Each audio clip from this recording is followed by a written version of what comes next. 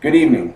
My name is Wesley Jackson, and I'm here to give you my persuasive speech on alcoholism and why I believe that the punishment should be harsher and even a felony, in the goal to save lives.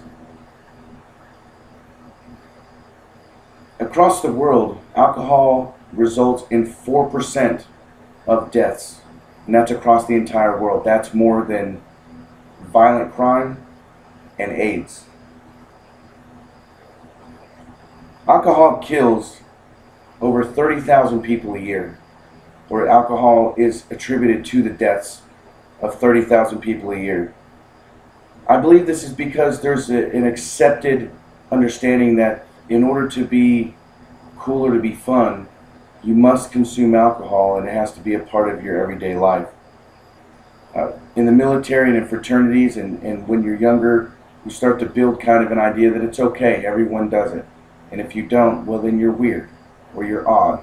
And I think that's something that we need to try to change. Alcoholism is one of the biggest factors in these deaths. Alcoholism is basically having some sort of a disorder that causes you to drink. It can be depression, stress, traumatic events, post-traumatic stress disorder, which is common in the military. These all can lead to alcoholism, or just not knowing when to say when. I know as a soldier, it's become an accepted fashion that you must drink to be cool. If you're going to go out with the guys, you're going to go drink and have a lot of fun. And I knew a soldier, a great soldier, had a big, huge future. And then he went out, had some drinks, had some fun, thought he was okay to drive, wasn't very experienced, 20 years old, drinking underage, and he died in a car accident because he was driving drunk. Luckily, he didn't kill anyone else. He only killed himself, and as he ran into a tree when he ran off the side of the road after he fell asleep at the wheel. Another way that those deaths happen, other than DUI, is cancer. Alcohol-related cancers account for almost 20,000 of the 30,000 alcohol-related deaths in the United States each year.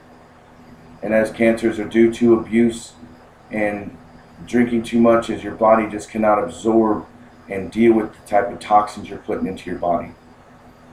The types of cancers can be your mouth cancer, cancer of the esophagus and the throat, as well as the well-known liver cancer, kidney disease, colon cancer, which can spread to other parts of your body and can kill you.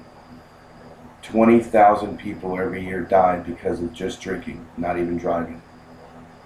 35% of those 20,000 that died admitted to drinking just one drink a day, and that's all it took. I believe that one of the contributing factors as well to this staggering issue is not just the acceptance, but the penalties for in case if you get a DUI or an alcohol-related incident.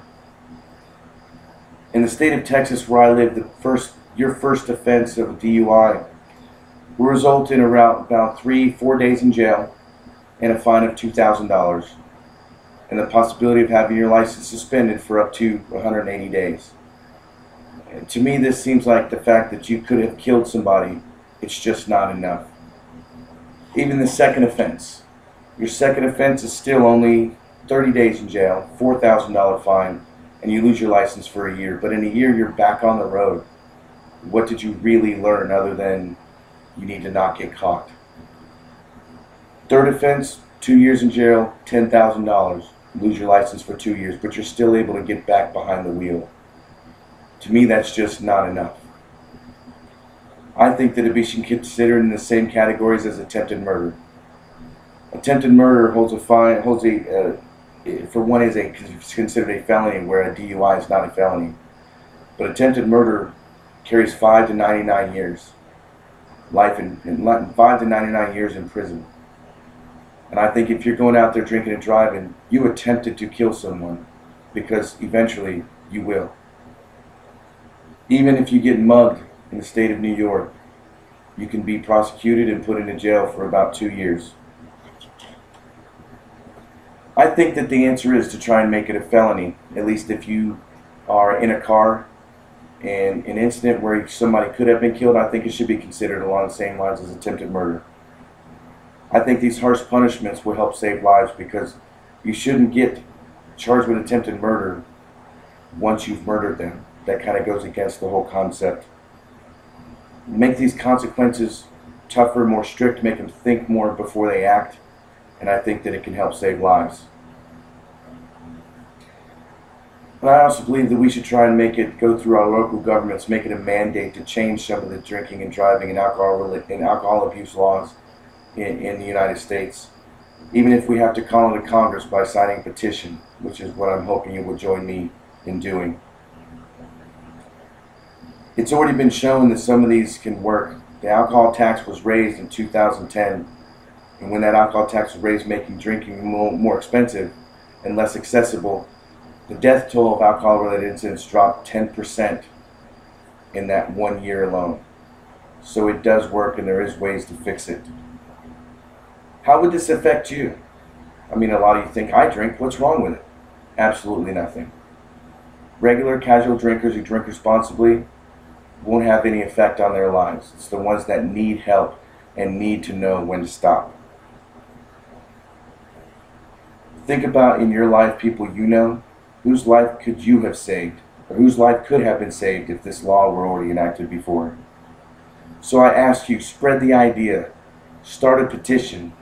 Get with your neighbors and people that think likewise.